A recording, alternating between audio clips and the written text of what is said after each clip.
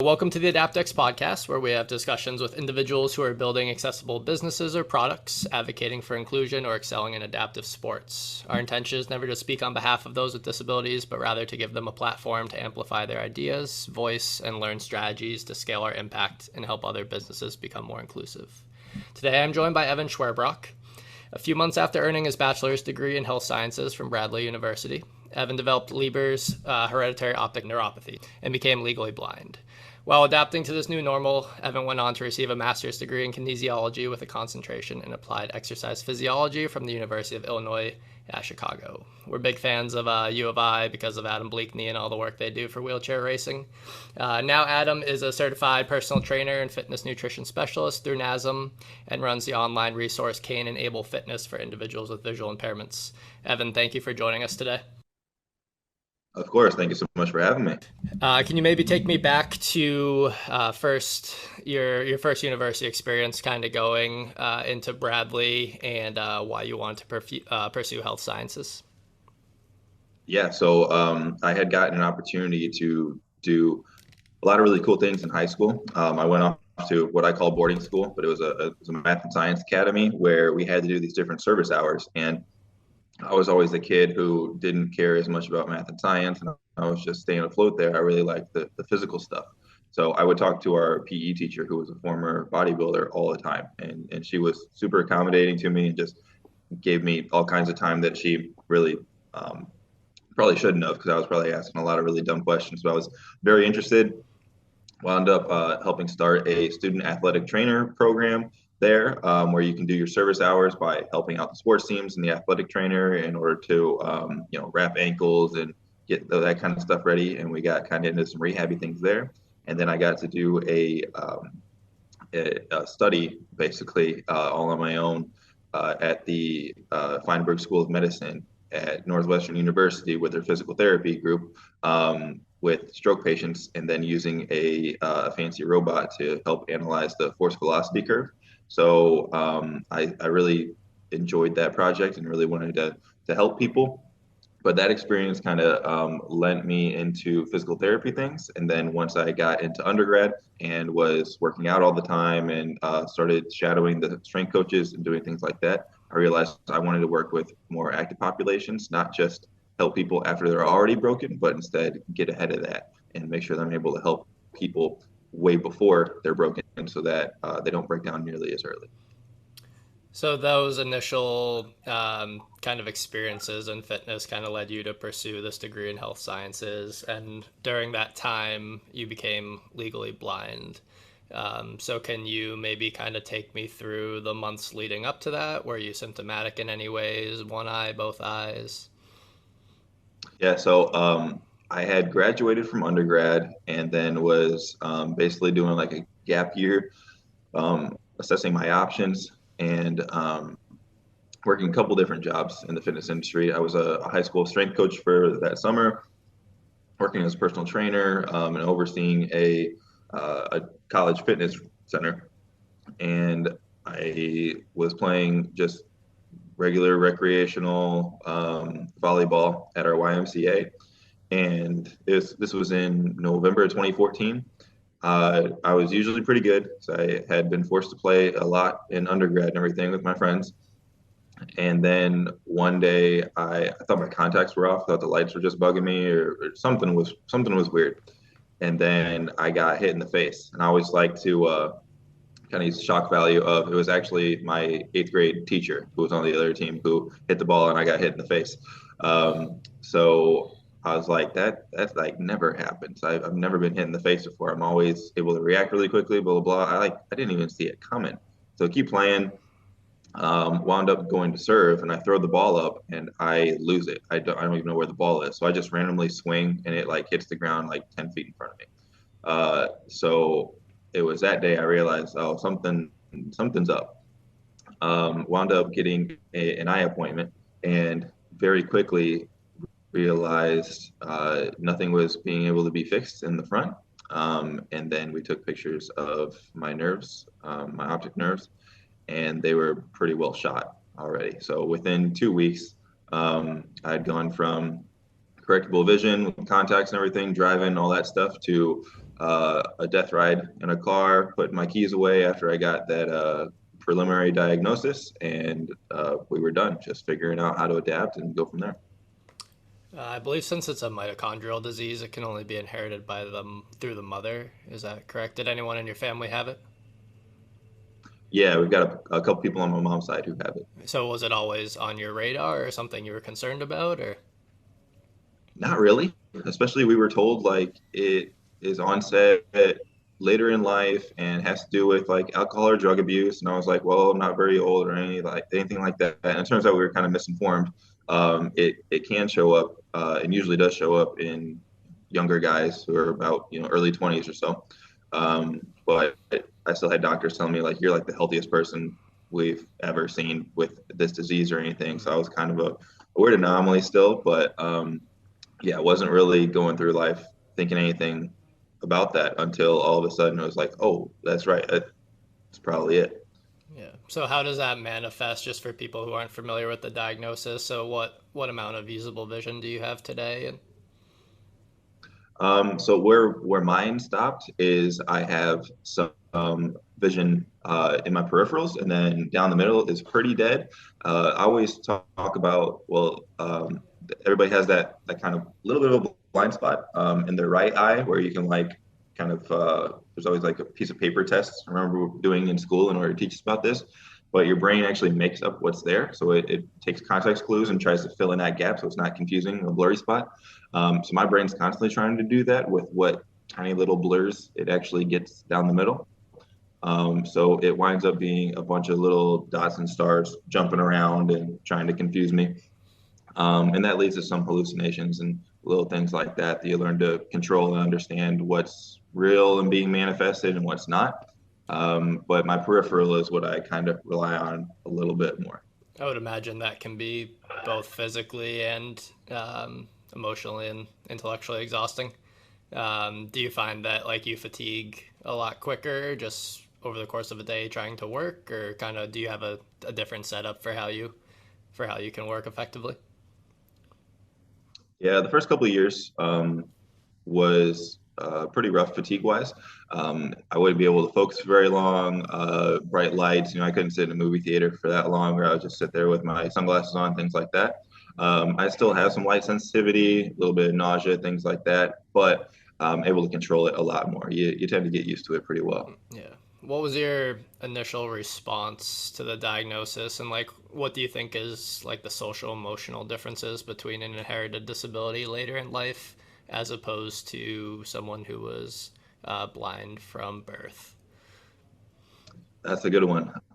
Me, apparently, I was pretty chill. We had my brother's birthday party that day when we figured out what was going on, and I tried to keep it hush hush, but the eye doctor called and ratted me out.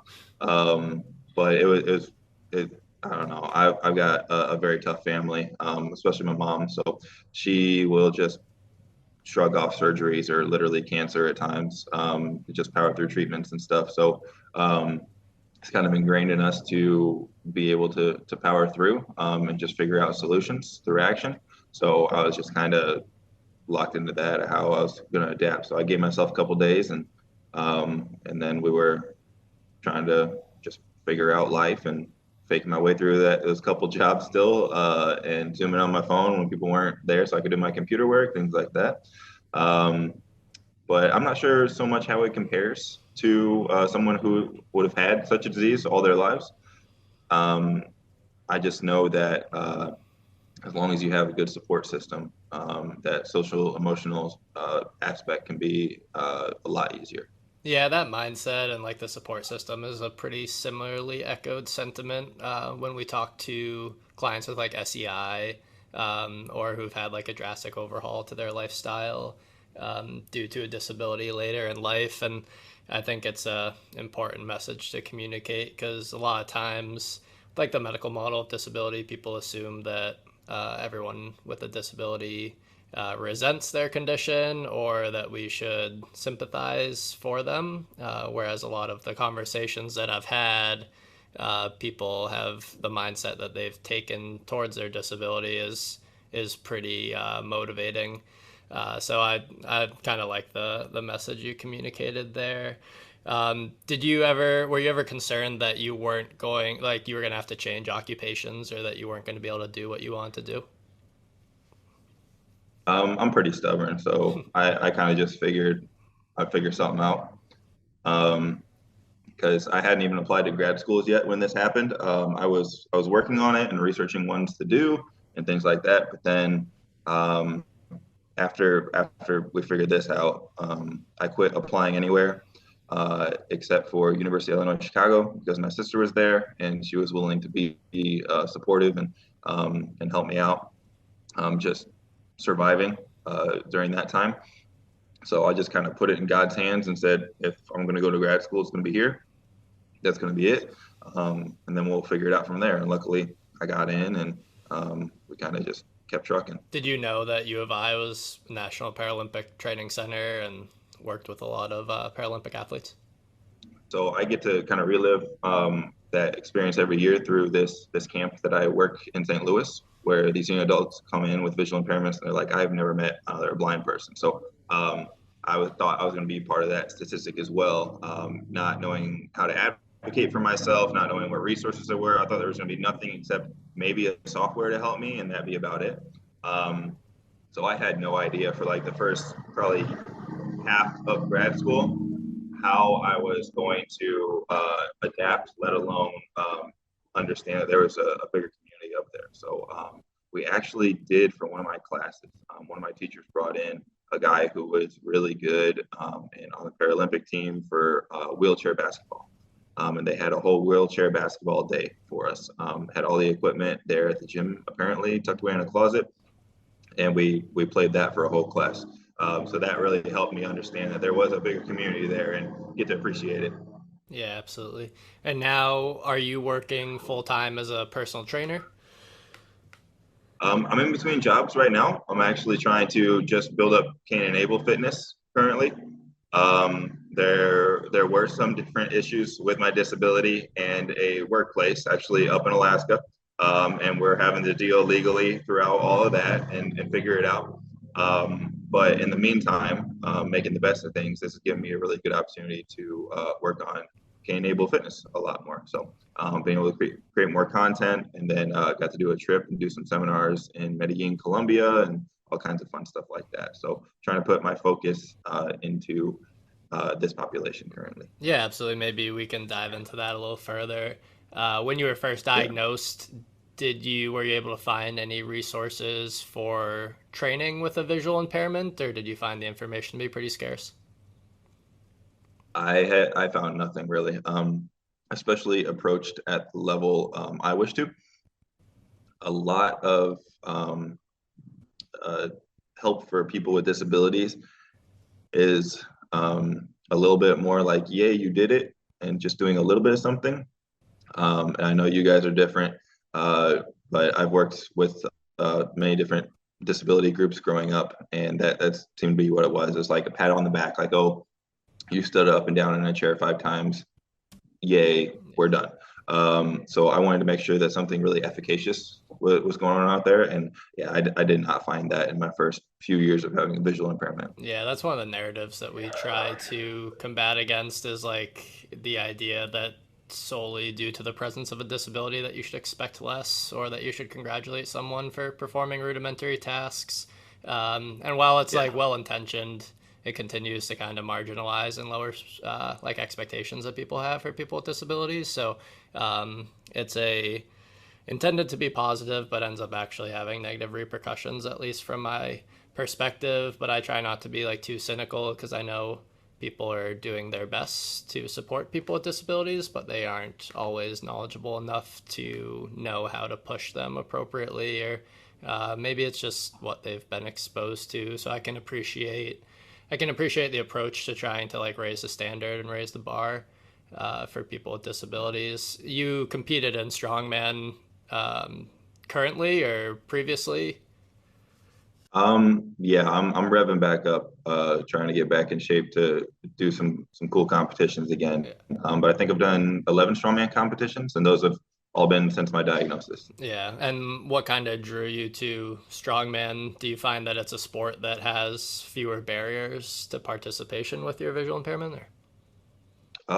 No, the strength sports, it's probably the has the most barriers, but to me, it's the most fun. Yeah, there's something different every time. So I was drawn to it because I'm a farm boy at heart, and it's just moving weird junk and getting to do cool things, picking up stones and pulling trucks and things like that. So I was really drawn to just how less A to B it is, instead you just get to kind of bully things around, have fun with it. Yeah, that's awesome. And do you want to maybe highlight some of the successes you've had? So did you win a state championship a few years back? Yeah. A few years ago, I won Illinois Strongest Man, swept my weight class, and then they actually it was really cool. Sometimes they do it where all the guys do all the same weights regardless of weight class. So if it's a speed event, then it benefits smaller guys, and if it's a heavy event, it benefits larger guys, things like that. And pound for pound, I got barely second place to a guy who travels internationally and does it pro. So that was really fun.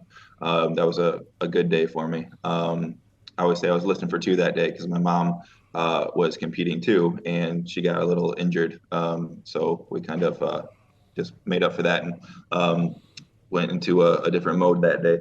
And then there's another competition that I had won back in Peoria, Illinois as well, which had to dig deep for that one too. But it was one of the first ones I had both my brothers there for. So it's really fun because you can kind of sit around and hang out with your buddies and your family and eat fruit gushers and then go lift some stuff. And it turns into some really fun days. That's a awesome awesome way of recounting those stories. Do you find that like event organizers are ever concerned or taken aback by the fact that you have a visual impairment? No, I wouldn't say that at all. They have been incredibly accommodating. I wouldn't say to a fault, but like very, very, very nice. I get an extra minute to kind of feel things out and set things up and understand where transitions will be if I have to move from one stone platform to another, things like that.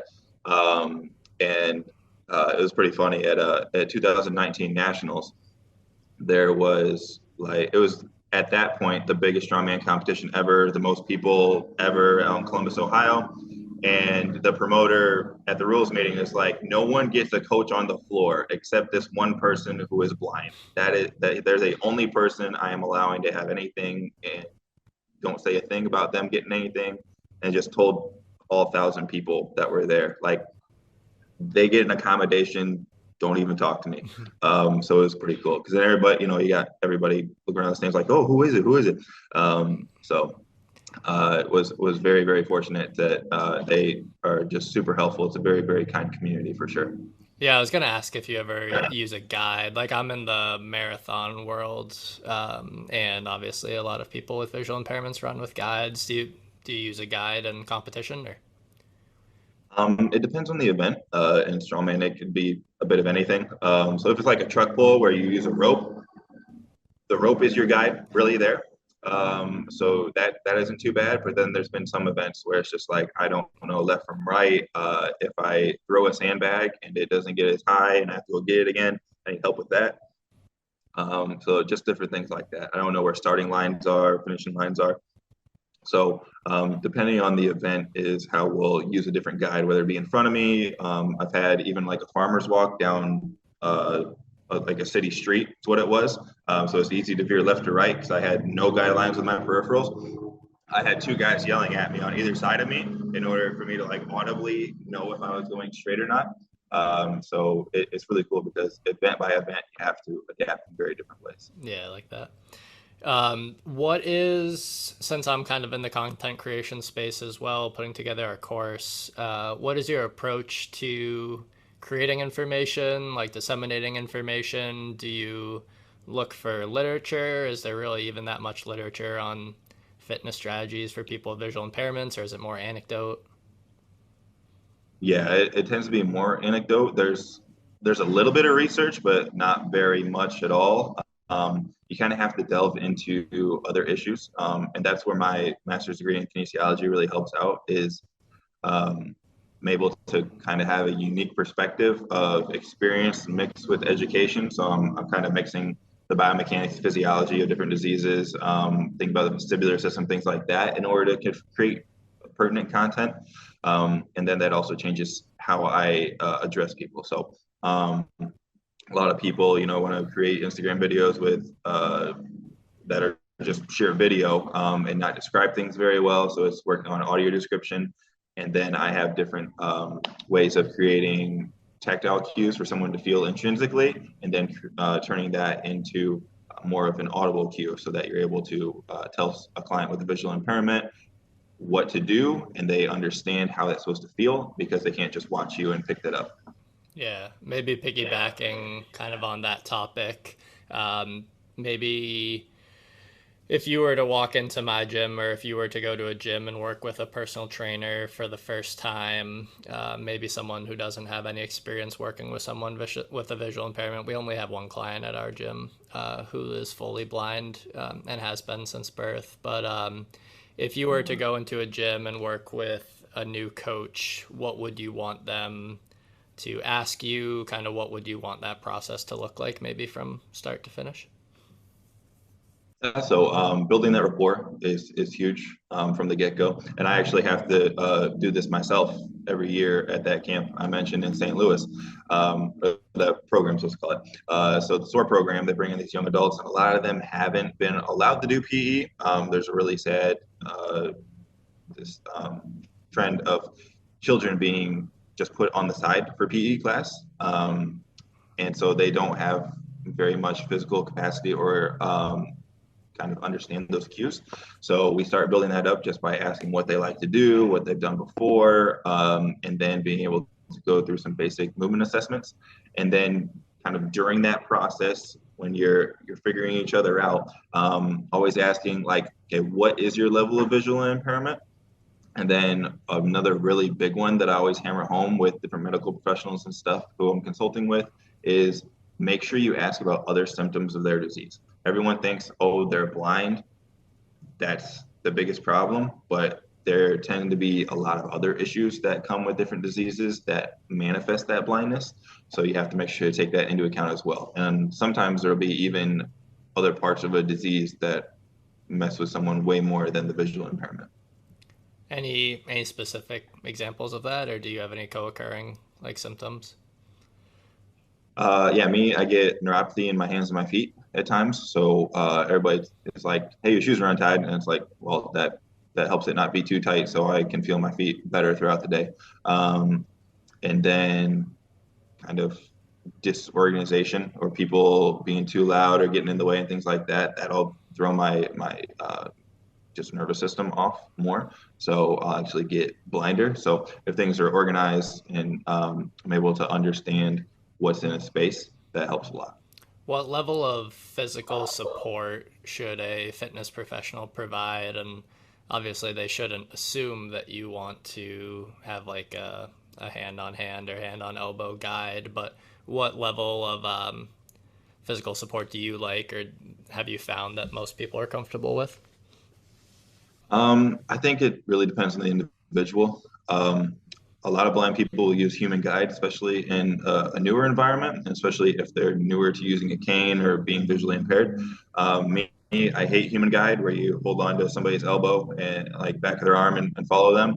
I kind of like just rolling and having my cane and using my what little I have and everything. So it's going to kind of depend on the person. So opening that gate and asking like, hey, do you do human guide or need any assistance going around, or are you just ready to roll? And making it really nonchalant and not weird. That can always be helpful to ask that and see what they like, and then also know that might even change over time. Yeah, absolutely. That's a good framework for. I mean, most of these things can be alleviated by just having genuine conversations with the client.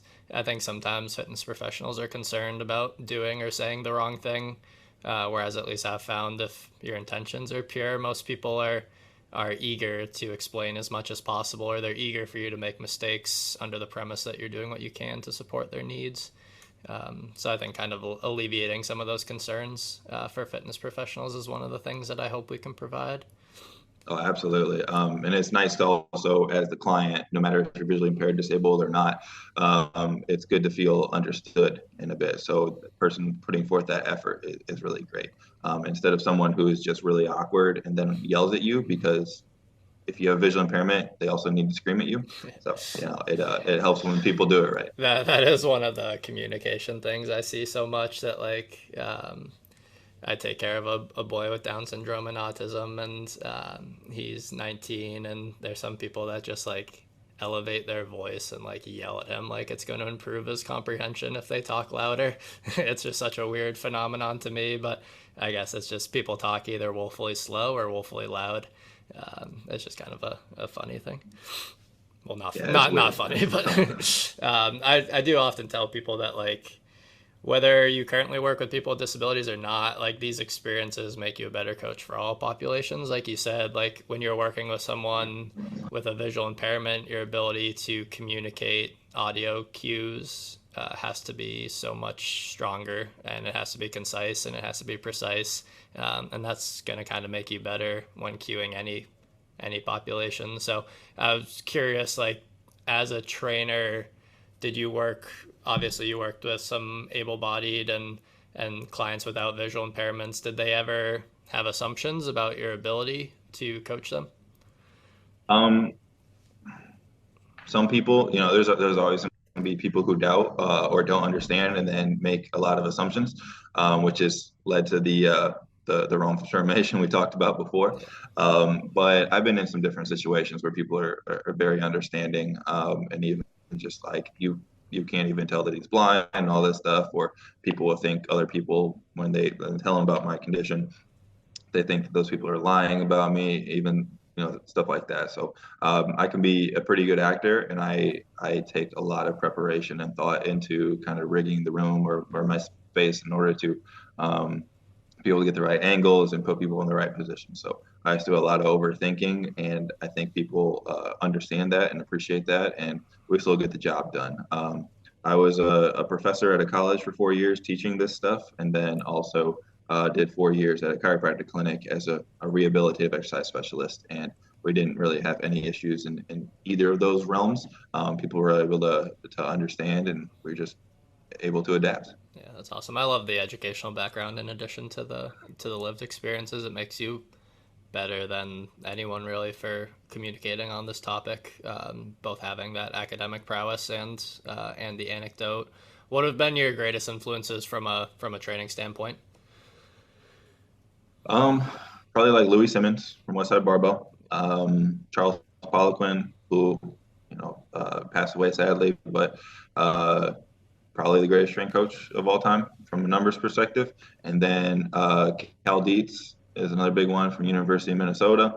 And then if you're good at training, you're constantly learning and cherry picking from other people, things like that. So I was watching like Josh Bryant, hardcore arms training videos yesterday to pick up different techniques and kind of keep those fresh. Yeah, the triphasic stuff from Cal was a great resource for me, and obviously cherry picking Louis Simmons stuff. Like we work with high school and collegiate athletes a lot, and it's obviously a different population than powerlifting, but the special strengths and learning how to develop different physical qualities is imperative. And I kind of always say like being a effective adaptive fitness coach is first and foremost being like a really good strength and conditioning professional as a whole, because you can't really like creatively apply these principles unless you have a wide depth of information to pull from. So like you can't creatively come up with solutions for someone with a visual impairment or someone with an intellectual disability unless you have a variety of experience and intelligence to pull from. So while you might just be interested in the disability piece, it's imperative that you learn the strength and conditioning and learn from the people that have done it to a very high degree, so you can better serve those clients. Absolutely. I think of it kind of like a tool belt. Like you need more tools in your arsenal. And with people who have disabilities disabilities, you're going to need some more specialized tools is all. You can't just use a hammer and a screwdriver. You have to be able to have these more unique pieces to your knowledge base. So if you're able to have a broad set of tools and learn so many different things, you're going to be able to very creatively apply it to our population. Yeah, absolutely. What technology do you use in the gym, or what technology do you think gyms should have to support people with visual impairments? I don't think that they should have much extra technology. I'm kind of a stickler for you can't just magically create an environment that is going to really fit a very small percentage of our population. Instead, we as a visually impaired population have to learn how to operate within certain systems. There is certainly a middle ground that's not being met yet. I think that we're heading towards that direction, though. I've had some different colleges and things like that reach out and want some different ideas of how to make their facilities more accessible. But being over the top, and I even think about somebody's brought up like, oh, let's put Braille on the machines, and then you can have every weight set with like labeled on every pen loaded machine with Braille. And we're like, no, it makes no sense. Like people are just gonna think that's just like some goo or something, and like just flick it off, and it's not gonna make it a week. So like, can you imagine like people who don't know what it is during rest periods, just like I'm gonna be a hero and you know, yeah, take this off. So instead, I think a lot of it is going to be about learning how to navigate typical gym settings. I had to do that down in St. Louis, where I went to a big commercial gym on my own. I had to figure it out. And it was a very unique experience, especially trying to get the people who work there to understand like, oh, there's something different about this guy. We have to treat him a little bit different. Like you can't just be like, oh yeah, the shoulder press machine is over here, and they just sprint away. That's not going to work. Yeah. So there's these different accommodations, and a lot of this I cover in my free gym acclimation program, which we put up on our website and have audio description for and everything like that, where we created a program that's just 3 weeks long and slowly stair steps you into being a blind person starting at a gym, where day one you're figuring out where the bathrooms are, where the general weight area is, where like the stretching area is, a spin room, things like that, and then starting to build in more pieces. So like how to work a pin loading machine, how to load weights and hit certain weight numbers on a barbell and get used to doing that, memorizing the dumbbell rack and what order it's supposed to be in, things like that. If you really chunk these things out, I think as a visually impaired person, you can have a lot of success. Yeah, I would love to share that guide with our audience. If that's a free resource on your website, we can definitely link it in the show notes, because that acclimation period is probably essential. It's interesting that you're the second guest I've talked to. The other one was with an SEI who kind of adopt this perspective, like it's not the gym's responsibility to adapt to me, it's my responsibility to adapt to the gym. I think that's an interesting, obviously it's a reassuring standpoint from like my perspective as a gym owner, but at the same time I want to do everything I can to kind of be proactive in making sure my facility is as accessible as possible. Are there any like small universal design like aspects that you would want to see at a gym that you think can, because I think sometimes people think you have to drastically overhaul a facility to make it accessible, when in reality you can make a few small steps, like any small steps that you can recommend for people with visual impairments? Different sort of tactile maps I think are useful, and I've had a lot of positive feedback about, oh, that system would be really great, helping to understand the layout of a gym, because a lot of it is once you get to a gym floor, it's usually loud. You know, there's usually music going. There's people talking, because apparently that's what you do at the gym now. You can throw in weights, things like that, and it's a lot of stimulus, and it's hard to understand where things are and like play the echoes of the room and understand what's where. So it's really good to be able to have some sort of like tactile map as well. So there was a college who was just like, oh, we could create these like Braille maps or something like that in order to help us like just have it at the desk and then show a blind person how kind of the setup is, so they have a general layout in their head, and then definitely walking around with someone who works there, getting the full layout, understanding where stuff is huge. And then even being willing to do that more than once. I know when I just went to the commercial gym, the second time I went in, I still didn't know even close to where everything was because you can't just memorize 100 machines Yeah. and where the squat racks are and how that all that stuff. Let alone not run into people constantly. So it's gonna be about just chunking it out. So I think that's really huge. Is taking that very intentional time to learn certain areas, and that's one of the biggest accommodations that help a lot.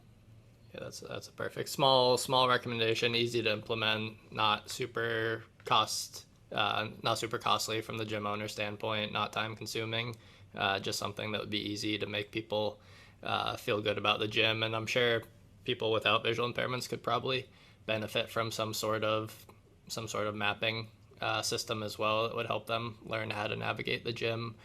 Do you see any like mobile solutions becoming relevant? Have you tried any of the things that like kind of map out environments and give you audio cues to a phone?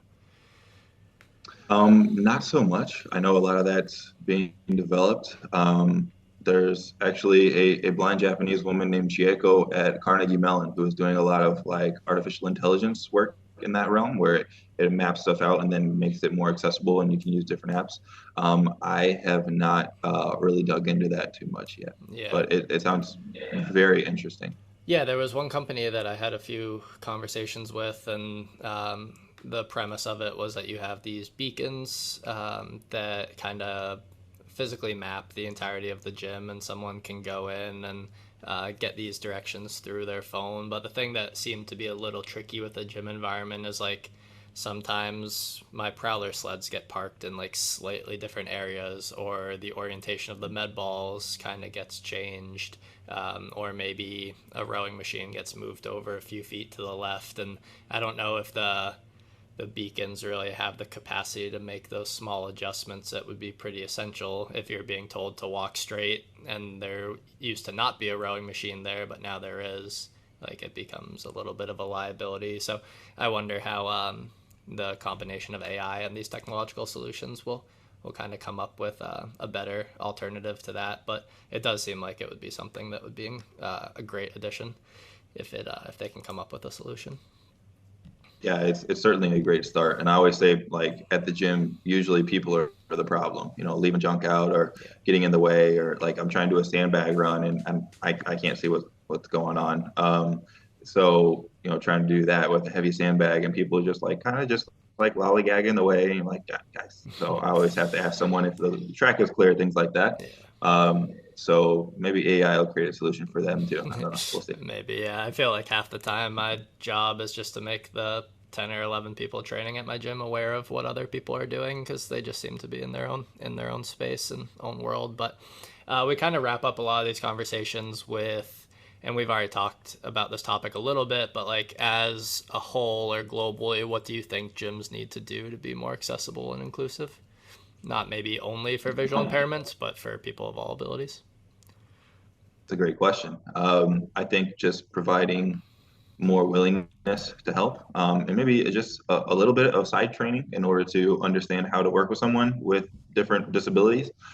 It doesn't have to be necessarily too in depth because, again, we're not going to have a 3 hour seminar at every gym to figure out how to treat someone with visual impairments. And they're like, I've never seen a blind person at the gym anyway, which is a whole other problem. So I think a little bit of background on how to work with people with disabilities and just be kind of have it in the back of everyone's head of that mindset of being accommodating, adaptive, inclusive, and then just willing to help in unique ways they didn't really expect to. I think that's really a great start. The gym is a beautiful place to be able to work through a lot of stuff and improve yourself physically, mentally, even literally get smarter with some of the hormones that get produced. So we need to make sure that that's doable for everyone. And I think making it much more inclusive, and especially when the staff is involved, that becomes much more manageable. So I think that's a good thing to wrap up on. That was a good conclusion to that discussion. So Evan, thank you for joining us today and sharing the wisdom. And we'll definitely link to the resources that you provide in the show notes, and we'll share on our social media stuff leading up to your episode. But really appreciate your time and your expertise. Of course. Thank you so much for having me on, and thank you for the work you're doing out there. Thank you for listening to the AdaptX podcast. Our effort to amplify the ideas of our guests and create more inclusive and accessible industries is futile unless these episodes reach a larger audience. If you enjoyed our discussion today, please leave us a rating or a review on whichever platform you use. And if you would like to learn more about AdaptX, the course that we teach to health and fitness professionals and the projects that our organization is working on, you can subscribe to our newsletter through our website, www.adaptx.org. Until next Monday.